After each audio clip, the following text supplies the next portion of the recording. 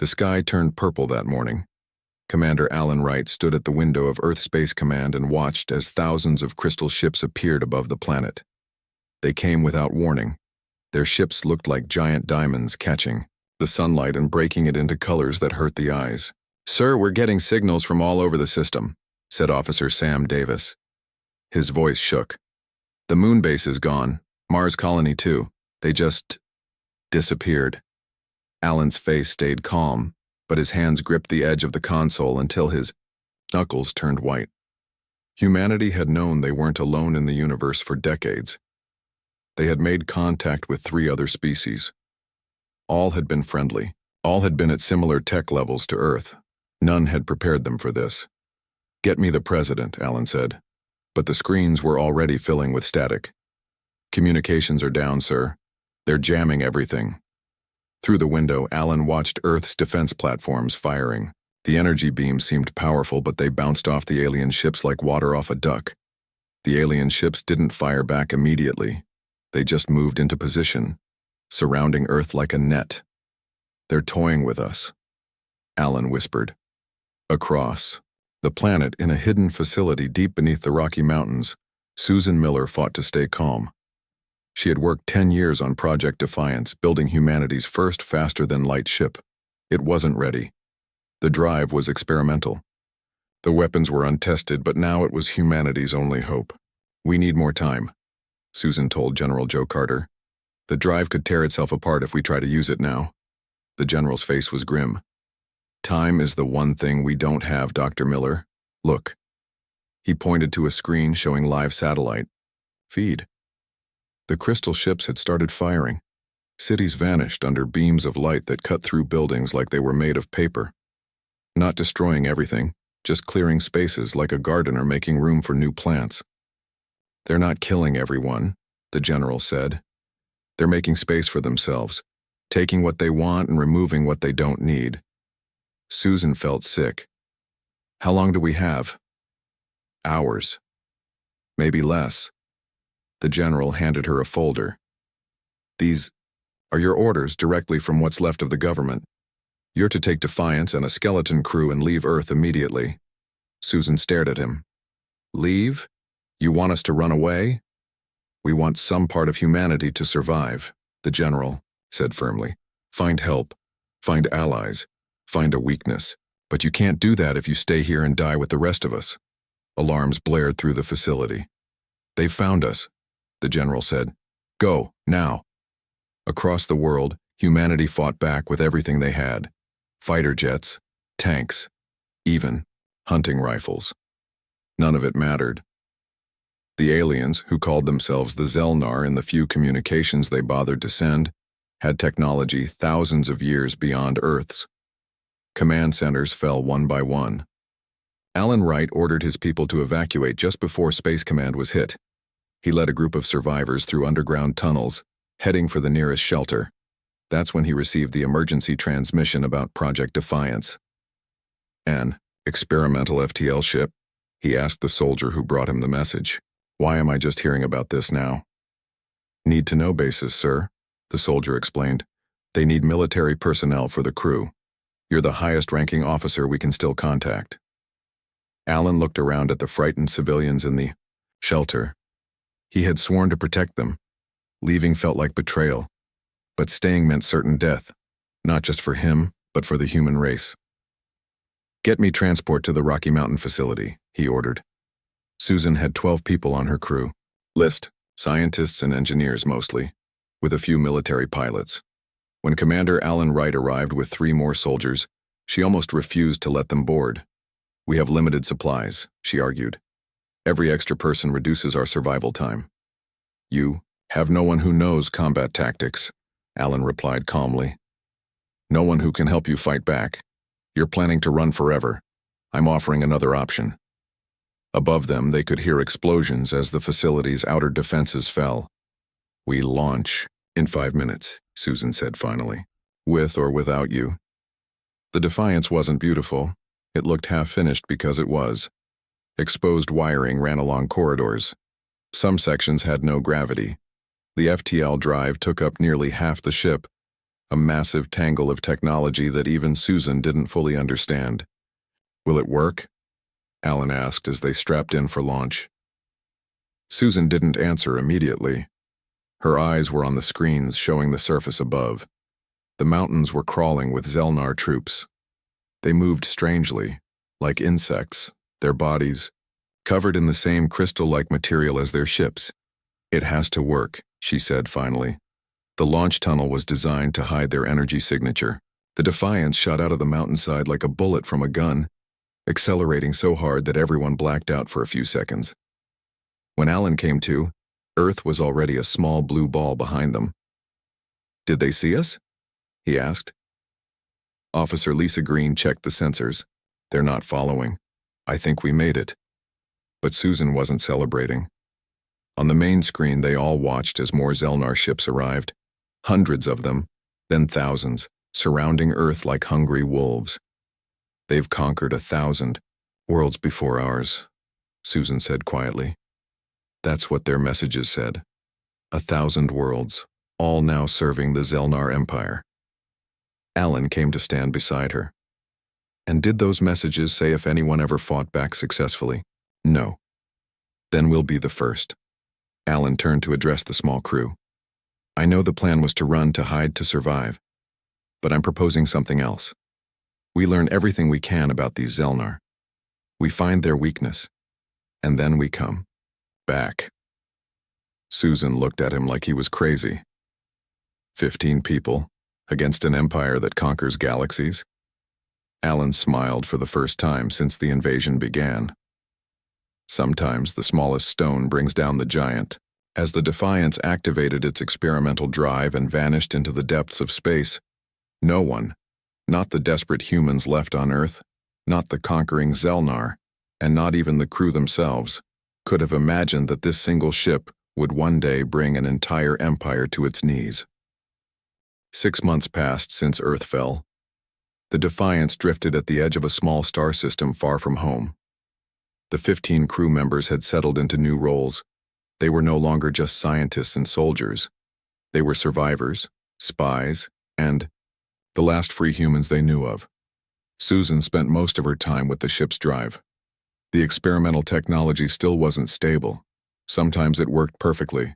Other times it threatened to tear the ship apart. But with each jump, she understood. "It better. I think the drive doesn't just move us through space," she told Alan one night in the small room they used as a meeting area. "It creates a field that affects energy in a way we never expected." Alan nodded, but his mind was elsewhere. The screens around them showed images of a Zelnar outpost they had been watching for weeks. The crystal beings had built a base on a small moon, mining its resources. "We can't keep hiding forever," Alan said. "We need information. We need to know our enemy." Kate White, their science officer, looked up from her datapad. "Their technology is too advanced. We get close enough to scan them, they'll detect us immediately." "Not if we don't use technology they can detect," Alan replied. He turned to Doug Peterson, a former Special Forces soldier who had been quiet until now. "How good are you at old-fashioned infiltration?" Doug smiled slightly. "You want me to break into an alien base with no tech? Just my eyes and ears?" "And a special suit Kate and Frank have been working on," Alan said. "Something that might hide you from their sensors." The mission was dangerous. Too dangerous, Susan thought, but she didn't argue. They needed information, more than they needed safety. 2 days later, Doug and Alan left in a small shuttle, modified to look like space debris. The rest of the crew watched through the Defiance's cameras as the shuttle drifted toward the Zelnar outpost. "No response from the aliens," Lisa reported from communications. "They're not seeing it as a threat." Susan held her breath as the shuttle disappeared behind the moon. For 6 hours there was no contact. The crew grew restless. "We should go after them," Frank Johnson suggested. The engineer had become Alan's strongest supporter in recent months. "That would defeat the purpose of a stealth mission," Susan replied firmly. "We wait." Just when they were about to give up hope, the shuttle reappeared. It moved erratically like it was damaged, but it was heading straight for the Defiance. "Get ready for emergency pickup," Susan ordered. and prepare the jump drive. We may need to leave quickly, but there were no Zelnar ships in pursuit. When the shuttle docked and the airlock opened, Alan and Doug stumbled out. They were alive, unharmed, and their eyes were bright with excitement. "We found something," Alan said. "Something big." The crew gathered in the meeting room. Doug connected a small device to the main screen. Images appeared. The inside of the Zelnar base, crystal corridors, strange machines, and most importantly, computer systems that looked remarkably simple. "They're so advanced that they've never needed security," Doug explained. "I was able to access their systems with barely any effort. They have no passwords, no encryption. It's like they've never been hacked before. Because no species they've encountered has tried," Alan added. "Their power made them arrogant. The information they gathered was a treasure. Star maps showing the extent of the Zelnar Empire, thousands of worlds across multiple star systems, data on Zelnar biology, crystalline beings that fed on energy rather than matter, and most importantly, details about their technology. Their ships, their weapons, everything runs on the same energy system," Kate explained as she studied the data. "It's efficient, powerful, but potentially vulnerable if you know how to disrupt it." Susan's eyes widened as she made a connection. "The field our drive creates, it's a different form of energy. In theory, it could interfere with theirs." "You're suggesting we could use our drive as a weapon?" Frank asked. "I'm suggesting we might be able to disrupt their systems," Susan clarified. "Not destroy them, but maybe disable them temporarily. Long enough to gain an advantage." Alan nodded slowly. "How large an effect could we create?" Susan did some quick calculations on her pad. "With modifications? Maybe enough to affect a single ship, but we'd need something much more powerful to make a real difference against their fleet." The room fell silent as the enormity of their task sank in. 15 people against an empire that spanned thousands of worlds. It seemed impossible. Then, the communication system beeped. An incoming transmission, but not from the Zelnar. Lisa Green's hands flew over the controls. It's in English," she said, her voice filled with wonder. "Someone is broadcasting in English." They all held their breath as Lisa put the message on the main speaker. "To any human vessels that escaped Earth, this is Captain Eric Lee of the research vessel Horizon. We got away during the initial attack with 26 crew members. We are hiding in the Tau Ceti system. If anyone is out there, please respond." The crew of the Defiance erupted in cheers and tears. They weren't alone. Over the next few weeks, they made contact with 3 more human ships that had escaped Earth. Small research vessels, a mining ship, even a partially built colony ship that had fled the Mars shipyards. Together, they represented just over 200 human survivors. Not enough to fight a war, Alan told Susan privately, but enough to start a resistance. The crews began sharing information. None had the advanced drive technology of the Defiance, but each brought valuable resources and skills. Captain Lee's ship had advanced medical facilities.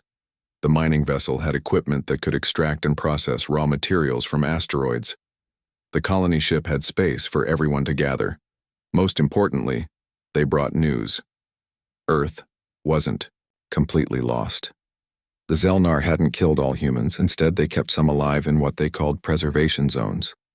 Small areas where humans were allowed to continue living under Zelnar observation. "They do this on every world they conquer," explained Lily Chen, a xenobiologist from the Horizon. "They preserve one city or settlement as a kind of living museum. The rest they transform to suit their needs." "Then there are still millions of humans alive on Earth," Susan said, hope in her voice. "Under Zelnar control," Alan reminded her. "But yes, alive. And where there's life, there's resistance," Susan finished for him. As the small fleet of human survivors gathered in a hidden asteroid field, plans began to form. The Defiance's drive technology, combined with what they had learned about Zelnar systems, offered a slim chance. Not just for survival, but for fighting back. They conquered the galaxy, Alan told the assembled crews during their first joint meeting. But they've never faced humans before, and one thing I know about us and we don't stay conquered for long. The human fleet grew slowly but steadily. 3 months after finding the first survivors, they had gathered 7 ships with nearly 300 people. They hid in the dust clouds of a dying star system where the Zelnar rarely came. They called their hiding place New Hope. The Defiance became their most valuable ship, not because it was the biggest or strongest, but because its special drive allowed it to travel quickly without being detected. Alan, Susan, and their crew became the eyes and ears of the growing resistance. "We found another conquered world," Alan told the Leadership Council. The council met on the colony ship, which they now called Haven. It was the largest of their ships and had room for everyone to gather. The Zelnar pattern is the same. They keep one city intact as a kind of zoo. They transform the rest to suit themselves. Captain Eric Lee of the Horizon nodded. He had become the unofficial leader of the fleet. "Did you make contact with the locals?" "Yes," Susan said. "They call themselves the Terrace. They've been under Zelnar control for nearly 20 years, but they still have a resistance movement." This news excited everyone. If the Terrace could maintain a resistance for 20 years, maybe humans could too. But the next part of Susan's report was even more important. "The Terrace technology is different from both ours and the Zelnar's," she explained. "They use biological systems instead of mechanical ones, living technology that grows and adapts." Frank Johnson, who had become the fleet's chief engineer, leaned forward. "Could their tech be compatible with our modifications to the Defiance drive?" Susan nodded. "I think so. The Terrace agreed to share some of their biotech with us. We're going to try integrating it into our systems." The work took weeks. Frank worked with Terrace engineers who snuck away from their preserved city to help the humans. They created new components that were part machine, part living organism. These components could sense and react to Zelnar energy systems in ways human technology never could. Meanwhile, Alan led small teams on increasingly dangerous missions. They infiltrated Zelnar outposts, stole data, and sometimes rescued prisoners from conquered worlds. Each mission was risky, but they learned more each time. Lisa Green made a breakthrough in understanding Zelnar communications. "They don't just send messages," she explained to Alan and Susan. "Their entire empire is connected through a central network. Every ship, every base, all linked together all the time. It's how they coordinate so perfectly." "Could we tap into that network?" Alan asked. Lisa shook her head. "Not with our technology, but..." She looked toward the lab where Frank was working with the Terrace biotech. "Maybe with theirs." During one risky mission to a major Zelnar hub, Alan and Doug found something they hadn't expected. The Zelnar weren't just conquering for conquest's sake. They were searching for something specific across the galaxy. "They're studying all the species they conquer," Doug reported. "Taking samples, running tests, it's like they're looking for something in particular." "Did you find out what?" Susan asked. "No, but I found this." Doug showed them data he had stolen from the hub. It showed that the Zelnar were conducting extensive experiments on humans, more than any other species they had conquered. "Something about us interests them," Alan said grimly. "Something in our biology or our brains." The news was disturbing, but it also meant the Zelnar might keep more humans alive than they had initially feared. It gave their resistance more purpose. They weren't just fighting for revenge now. They were fighting to save their species from becoming lab specimens. As weeks turned to months, the resistance grew stronger. The Defiance made contact with more conquered worlds. Many had their own small resistance movements, fighting alone against the overwhelming power of the Zelnar. Alan and Susan began to connect these scattered forces, creating a network that stretched across dozens of star systems. They called themselves the Alliance of the Fallen. "Alone, none of us can stand against the Zelnar Empire," Alan told representatives from 6 different species who had gathered secretly on Haven.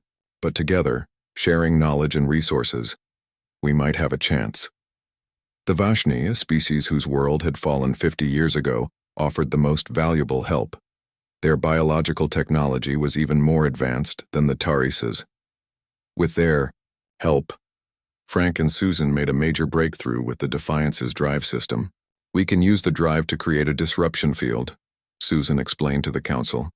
A pulse that temporarily interferes with Zelnar systems. In theory, it could affect multiple ships at once. How many? Eric asked. Susan hesitated. That depends on how much power we use. But the more power, the greater the risk to the Defiance itself. The drive wasn't built for this. Using it as a weapon could tear the ship apart. The council debated for hours.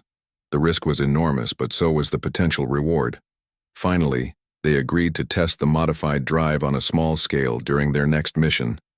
The test came sooner than expected.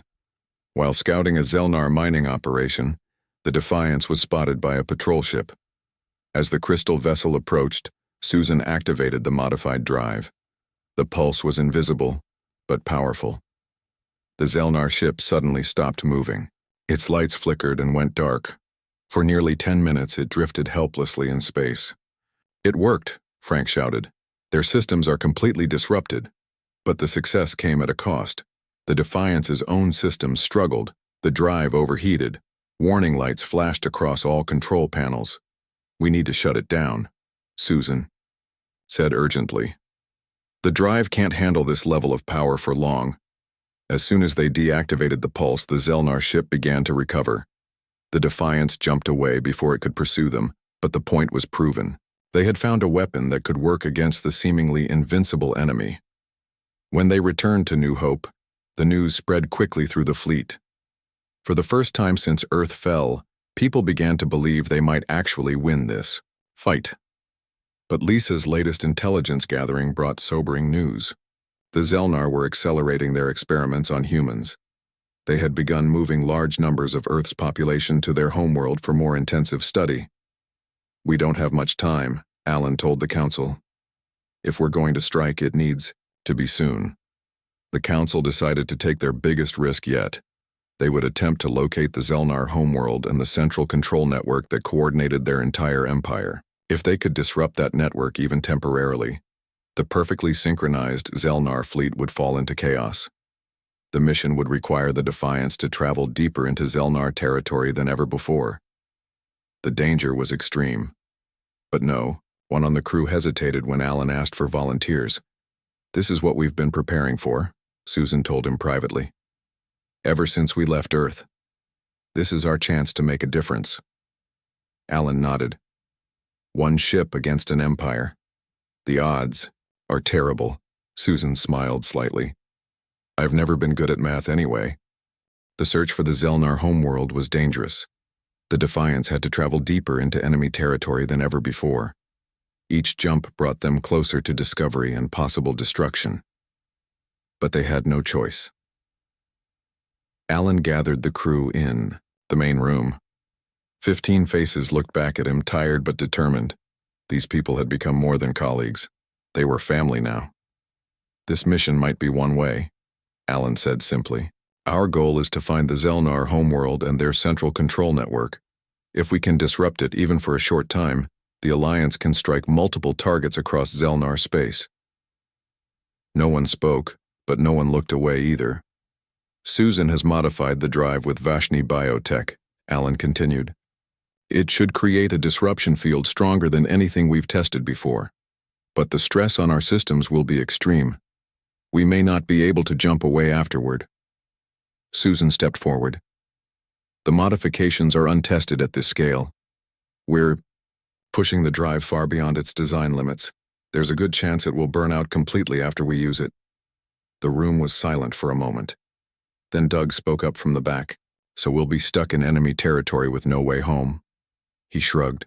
Sounds like another day at the office. A few people laughed nervously. Frank raised his hand. I've been working with Kate on a backup plan. If we can't use the drive to get away, we might be able to use the shuttle. It's small enough to avoid detection if the Zelnar systems are down. Alan nodded. Good, but remember, the mission comes first. Finding the central network and disrupting it is our priority. Everything else is secondary. They set out the next day. The Defiance moved carefully through Zelnar space, using a cloaking system the Vashni had helped develop. It wasn't perfect, but it masked their energy signature enough to avoid immediate detection. Lisa spent hours each day monitoring Zelnar communications. After 2 weeks of careful navigation, she made a breakthrough. "I think I've found it," she told Alan and Susan. "The communications all lead back to one star system. It's heavily guarded, with more traffic than anything we've seen before." The star system had no name in human terms. The Zelnar referred to it only as Origin. It contained a single habitable planet surrounded by rings of defensive stations and patrolling ships. "There must be thousands of ships protecting it," Susan said as they watched the scans. "How do we get close enough?" For days they observed from a safe distance, studying patrol patterns and looking for gaps in the defenses. There seemed to be no way in without being detected immediately. Then they received an unexpected message from Earth. Greg Nelson, a scientist, who had been working with the Resistance since the invasion, had smuggled out critical information. "The Zelnar are planning to transport 50,000 humans from Earth to their homeworld next week," Greg's message explained. "They're gathering ships for the transfer now. It's the largest movement of humans since the invasion." The news changed everything. The timeline for their mission suddenly compressed from weeks to days, but it also offered an opportunity. "The transport ships will be heading directly to the Zelnar homeworld," Alan said. "If we can stay close to them, use their signal to mask our own. We might be able to slip through the defensive ring," Susan finished. "It's risky, but it might work." They plotted a course to intercept the transport fleet leaving Earth. As they approached their home planet for the first time since the invasion, emotions ran high among the crew. Through the viewports they could see the changes the Zelnar had made. Entire continents had been transformed. Giant crystal structures rose from what had once been cities. Only small areas remained recognizably human. "Focus," Alan reminded them, all. "We're here for a mission, not to sightsee." The transport fleet was massive. 20 enormous crystal ships surrounded by smaller escorts. The Defiance approached carefully, using minimal power to avoid detection. When the fleet jumped toward the Zelnar homeworld, the Defiance followed in their wake, riding the energy disturbance they created. The journey took 3 days. When they arrived at the edge of the Origin system, Susan activated the full cloaking system. It would only last a few hours before burning out, but that might be enough. "Stay close to the transport ships," Alan ordered. "Their energy signature should help hide us from the defensive scans." The plan worked better than they had hoped. The defensive ships were focused on guiding the transport fleet safely to the planet. No one noticed the small human vessel trailing behind them. As they approached the planet, Lisa detected something extraordinary. A massive structure orbited the Zelnar homeworld, a crystal sphere the size of a small moon. "That's it," she said, excitedly. "The central network hub. All communications in the Empire flow through that structure." They had found their target.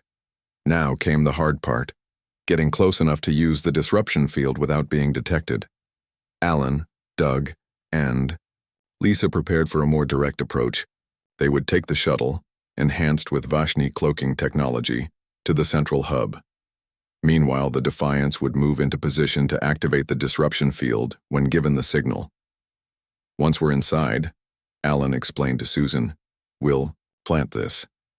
He held up a small device. "It's a virus designed by the Terrace. When the disruption field hits, their systems will be vulnerable for a short time. The virus will upload and spread through their entire network." "How long will we have?" Susan asked. "Minutes at most. The Zelnar systems are designed to recover quickly from power fluctuations." Susan touched Alan's arm. "Be careful." He smiled, slightly. "You too. Get ready to activate the field as soon as we give the signal, and then get the Defiance as far away as you can." The shuttle launched silently from the Defiance. Susan watched it disappear among the countless ships surrounding the central hub. Now all she could do was wait and prepare the drive for its most demanding test yet. Inside the shuttle, Alan, Doug, and Lisa approached the central hub.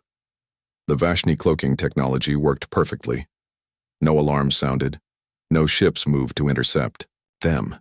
There, Doug pointed to a small opening in the crystal structure. Maintenance access point, just like the schematics showed. They guided the shuttle toward the opening. As they passed through, they entered the heart of the Zelnar Empire. the central control hub that coordinated thousands of ships and outposts across the galaxy. "We're in," Alan transmitted back to the Defiance. "Moving to the central core now, stand by." On the Defiance, Susan and her team made final preparations. The modified drive hummed with power, the biotech components pulsing with strange light. Frank monitored the systems closely. "Drive temperature rising," he reported. "The biocomponents are stabilizing it for now, but I don't know how long they'll hold once we activate the field." Susan nodded. "Focus on keeping it contained as long as possible. We need to give Alan's team time to upload the virus." In the control hub, Alan's team moved carefully through crystal corridors. They encountered few Zelnar. The beings moved about, their tasks with perfect efficiency, never suspecting that intruders had penetrated their most secure facility. "Almost there," Lisa whispered as they approached the central core. "The main data node should be just ahead."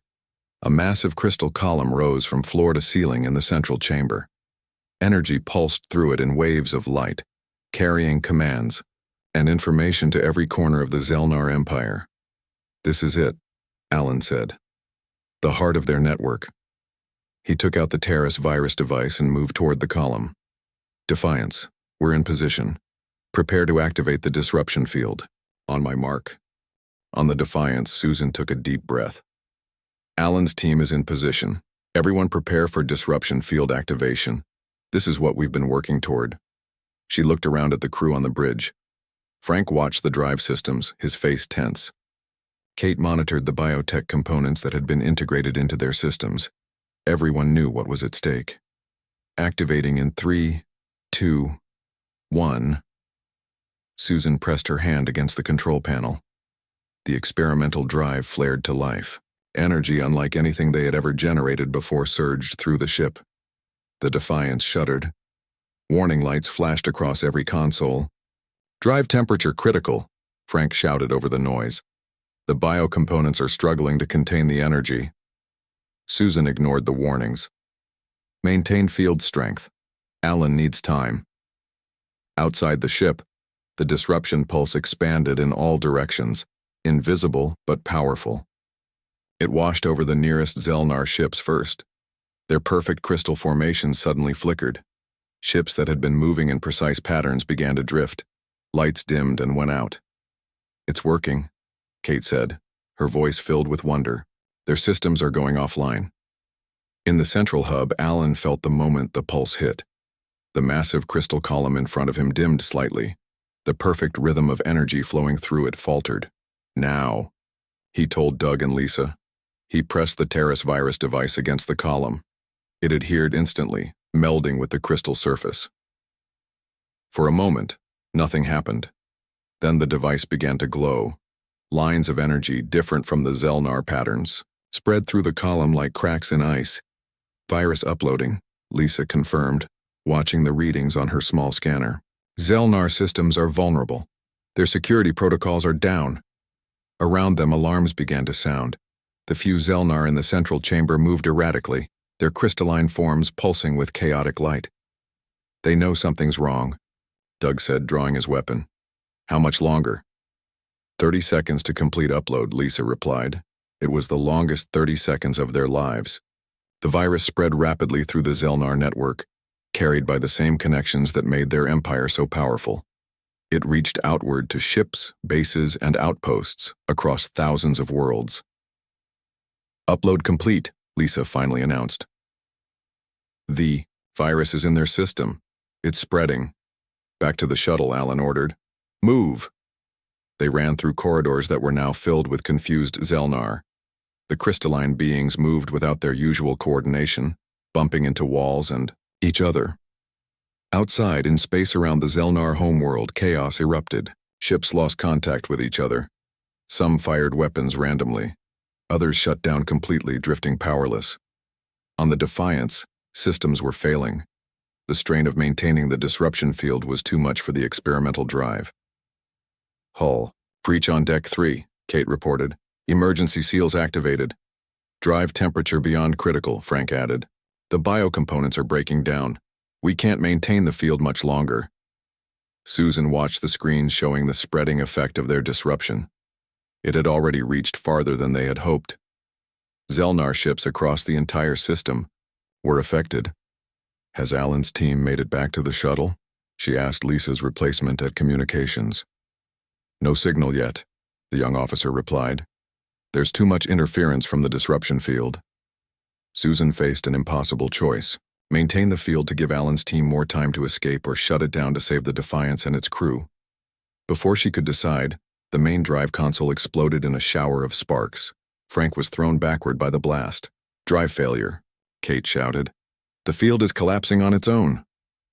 The disruption pulse began to fade, but the damage to Zelnar systems continued to spread. The virus had taken hold and was doing its work, creating cascading failures throughout their network. Get me any kind of scan of the central hub, Susan ordered. We need to find Alan's team. Through the chaos, a small signal appeared. The shuttle was moving, breaking away from the central hub. They made it, Susan exclaimed. Open a channel. Defiance, this is Alan. His voice came through, broken by static. Mission accomplished. Virus is spreading through their entire network. How's the ship? The drive is gone, Susan replied honestly. We're dead in space. Multiple systems failing.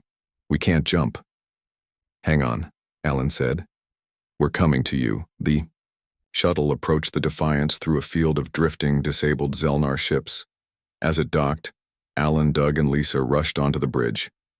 We need to go now, Alan told Susan. The Zelnar systems won't stay down forever. The drive is fried, Susan reminded him. We have no FTL capability. But the shuttle does, Alan said. It's small, but it might fit everyone if we leave everything else behind. There was no time to argue. The crew abandoned the Defiance, taking only what they could carry. They crowded into the shuttle, which was designed for 6 people, not 15. It was tight, uncomfortable, and their only hope. As they pulled away, they watched through the viewports as the Defiance, their home for over a year, grew smaller behind them. Will the shuttle's jump drive get us back to Alliance space? Susan asked. Not in one jump, Doug admitted as he piloted the craft. But we should be able to reach the nearest resistance outpost if we're lucky. Luck was with them. The shuttle made 3 short jumps, each one pushing its small drive to the limit. Finally, they reached a small moon where Vashni Resistance fighters had a hidden base. From there, they watched as news spread throughout the galaxy. The Zelnar Empire, which had seemed invincible, was crumbling from within. Their perfect coordination, the key to their power, had been shattered. Ships lost contact with the central command. Some continued to fight. Others, without orders, simply shut down. On conquered worlds, resistance fighters rose up against confused and disorganized occupiers. 6 months later, Alan and Susan stood on Earth's surface again. They were in what had once been Colorado. The Zelnar structures were being dismantled. Humans were reclaiming their world. Did you ever think we'd make it back here? Susan asked, watching the sunset over mountains that had survived the invasion. Honestly? No, Alan admitted. I thought our mission was one way. Susan smiled. One ship against an empire. The odds were terrible. But we had something they didn't have, Alan said. What's that? We were fighting for our home. Alan looked up at the stars appearing in the darkening sky. And we weren't willing to stay conquered. Across the galaxy, other worlds were experiencing the same rebirth. The Alliance of the Fallen had become the Alliance of the Free. Representatives from hundreds of formerly conquered species worked together to rebuild and ensure no empire like the Zelnar would rise again. And it had all started with one ship, Earth's lone ship, that had refused to accept defeat even when facing impossible odds. The Defiance was gone, but its name lived on. The first new vessel built by the free people of Earth carried that name proudly. It was larger, stronger, and designed not for war, but for exploration. Susan led the team that designed its drive system, incorporating the best of human ingenuity and the biological technology of their new allies. As the new Defiance prepared for its maiden voyage, Captain Alan Wright stood on its bridge and gave the order that would begin humanity's new chapter among the stars. Take us out, he said. We have a galaxy to explore, together this time.